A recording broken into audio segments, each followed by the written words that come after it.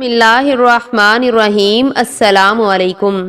امینہ بدریہ کی ایمان افروز داستان قبول اسلام انہی کی زبانی سنیے۔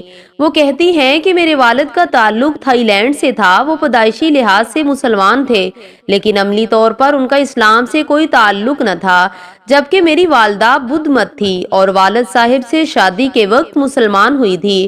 وہ دونوں بعد میں آسٹریلیا آ کر آباد ہو گئے۔ میرا پیدائشی نام ٹینیتھیا تھا۔ میں نے انگلینڈ کی یونیورسٹی سے ایم اے اکنامکس کیا۔ اسی اثناء میں میری شادی ہو گئی۔ شادی اسلامی قانون کے مطابق ہوئی۔ میرے شوہر کمپیوٹر گرافکس ڈیزائنر تھے۔ وہ شادی کے وقت مسلمان ہوئے تھے لیکن نام کے مسلمان تھے، اسلام پر ہرگز عامل نہیں تھے۔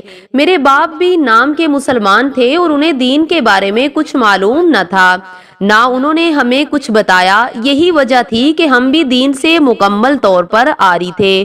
میں کسی مذہب پر یقین نہیں رکھتی تھی۔ اللہ تعالیٰ مجھے معاف کرے، میں ملحد تھی۔ میں جب اپنے شوہر کے ساتھ تقریباً 1.5 سال کا عرصہ گزار چکی، ایک وقت مجھ پر ایسا آیا کہ دنیا سے میرا دل اچاٹ ہو گیا اور میں پریشانی کی حالت میں تھی۔ اس پر میں نے سوچا کہ مجھے نماز پڑھنی چاہیے، جیسا کہ میں نے ایک دفعہ اپنے والد صاحب کو کہیں پڑھتے ہوئے دیکھا تھا۔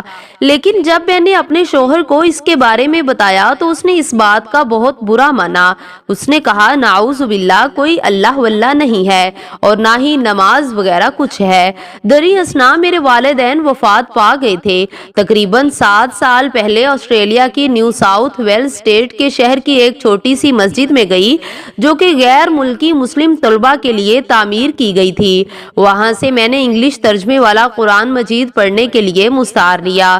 یہ قرآن مجید خادم الحرمین شرفین الملک فہد بن عبد العزیز ال سعود سعودی عرب کی جانب سے شائع ہوا تھا۔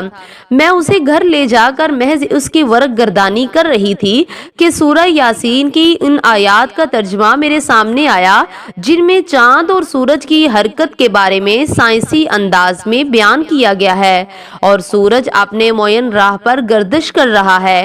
یہ اللہ تعالیٰ عزیز و علیم کی منصوبہ بندی ہے اور چاند کی ہم نے منزلیں مقرر کر رکھی ہیں، یہاں تک کہ وہ کھجور کی سوکھی ٹہنی کی طرح ہو جاتا ہے۔ نہ سورج کی یہ مجال کہ وہ چاند کو جا پکڑے اور نہ رات دن پر سبقت لے جا سکتی ہے، اور یہ سب اپنے اپنے مدار میں گردش کر رہے ہیں۔ یہ ترجمہ پڑھنا تھا کہ میرے رونگٹے کھڑے ہو گئے اور میرے جسم میں ایک عجیب سی کیفیت پیدا ہوئی۔ میں نے سوچا کہ نبی علیہ السلام صلی اللہ علیہ وسلم امی تھے، یعنی پڑھے لکھے نہ تھے، لیکن اتنے بہترین سائنسی انداز میں جو آپ صلی اللہ علیہ وسلم نے بیان کیا ہے تو ضرور ان پر اللہ تعالیٰ کی طرف سے وحی ہو سکتی ہے۔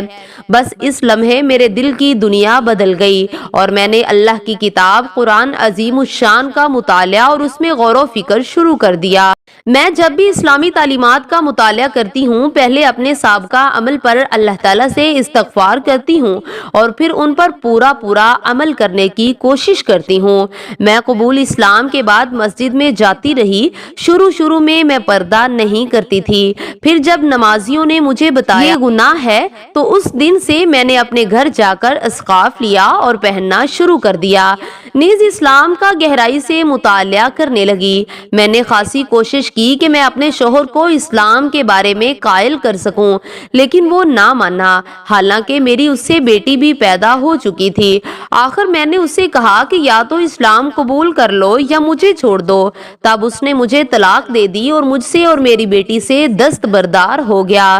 دری اثنا میں نے انٹرنیٹ سے اسلام کے بارے میں معلومات حاصل کرتی رہی۔ آخر میں نے فیصلہ کیا کہ میں آسٹریلیا سے اسلام کے لیے ہجرت کر لوں۔ میں نے پاکستان کی جانب ہجرت کرنے کو ترجیح دی۔ اسلام لانے سے پہلے میری بیٹی کا نام توان وارڈ تھا۔ اسلام قبول کرنے کے بعد اس کا نام تبدیل کر کے امینہ رکھ دیا۔ میں نے اپنا نام غزہ بدر کی نسبت سے بدریہ رکھا تھا۔ بیٹی کے حوالے سے میں امینہ کہلاتی ہوں۔ میں نے اپنی بیٹی کو آسٹریلیا کے کسی سکول میں بھجوانا مناسب نہ سمجھا، کیونکہ وہاں تعلیم میں موسیقی اور ان کے پرچم کے آگے ادب و احترام کے لیے مختلف افعال افعال کی ادائیگی شامل تھی جو کہ مجھے پسند نہیں تھی، لہٰذا میں نے اپنی بیٹی کو اپنے گھر ہی میں اسلام کی ابتدائی تعلیم و تربیت دی ہے۔ میں ہر چیز کے لیے اللہ تعالیٰ سے رہنمائی کی دعا کرتی رہتی ہوں کہ اے اللہ تو میری رہنمائی فرما۔ اگر انسان اللہ تعالیٰ سے اخلاص کے ساتھ سیدھے راستے کی درخواست کرے تو اللہ تعالیٰ ضرور اپنے بندے کی رہنمائی فرماتا ہے، لہٰذا میں ہر کام میں صراط مستقیم کے لیے اللہ تعالیٰ سے دعا کرتی رہتی ہوں۔ اللہ تعالیٰ میری رہنمائی فرماتا ہے، میں پاکستانی مسلمان عورتوں سے بھی کہوں گی کہ وہ اپنے دین کی طرف متوجہ ہوں۔ دنیا کی کچھ حیثیت نہیں ہے، یہ چند روزہ زندگی ہے، اسے گزر ہی جانا ہے۔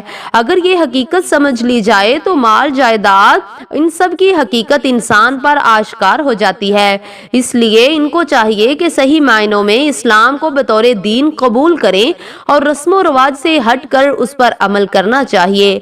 لیکن میں نے یہاں دیکھا ہے کہ اکثر عورتیں شرعی پردہ نہیں کرتی، صرف رواجی پردہ کرتی ہیں۔ جب گھر سے باہر نکلنا ہوتا ہے تو خوب پردہ کر لیتی ہیں، لیکن گھروں میں نوکروں، دیوروں اور رشتہ داروں کے سامنے پردے کا حق ادا نہیں کرتی، جس کا سارا گناہ اس کے ساتھ ساتھ ان کے شوہروں کو بھی ہوگا۔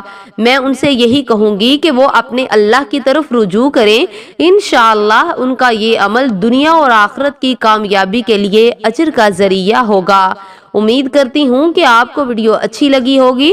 ویڈیو کو لائک اور شیئر ضرور کیجیے گا۔ ملتے ہیں ایک اور نئی ویڈیو کے ساتھ۔ وعلیکم السلام ورحمۃ اللہ وبرکاتہ۔